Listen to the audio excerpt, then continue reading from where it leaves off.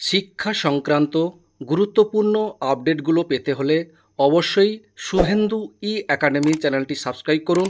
পাশে থাকা bell আইকনটিতে click করে ভিডিওটি বেশি বেশি করে শেয়ার করুন। নমস্কার, আপনি দেখছেন শুভেন্দু একাডেমিক ইউটিউব চ্যানেল। রাজ্য সরকারি কর্মচারীদের জন্য খুব ভালো খবর। দেখুন, রাজ্য কর্মীর স্বাস্থ্য প্রকল্পে ঢুকলো আরও 10টি চিকিৎসা প্রতিষ্ঠান।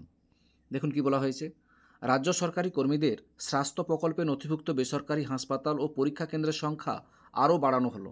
রাজ্য অর্থ দপ্তরের মেডিকেল সেল এক বিজ্ঞপ্তি জারিসহ তালিকায় আরও 10টি চিকিৎসা প্রতিষ্ঠানকে অন্তর্ভুক্ত করেছে।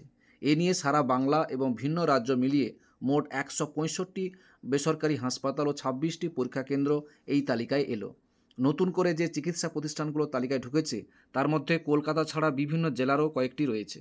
নতুন মাল্টি স্পেশালিটি হাসপাতাল এর অন্তর্ভুক্ত হয়েছে।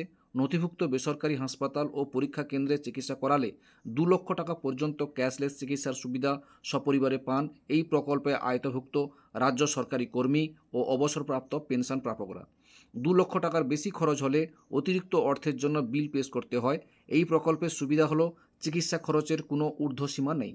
রাজ্য সরকারি কর্মীদের সুবিধার জন্য কলকাতা থেকে দূরের জেলাগুলোতে অনেক বেসরকারি চিকিৎসা প্রতিষ্ঠান নথিভুক্ত আছে, তবে এই ব্যাপারে কিছুটা সমস্যা এখনও আছে, বক্তব্য কর্মী মহলের। রাজ্য সরকারি কর্মচারী ফেডারেশনের কেন্দ্রীয় নেতা পার্থ চট্টোপাধ্যায় জানান, মুর্শিদাবাদ জেলার মাত্র একটি বেসরকারি হাসপাতাল নথিভুক্ত আছে। যেটা আছে সেটা বহরমপুরের দিকে নয়, তার জন্য গঙ্গার ওপারে যেতে হয়। মুর্শিদাবাদে আরও হাসপাতাল এই তালিকায় নথিভুক্ত করার দাবি রয়েছে কর্মীদের।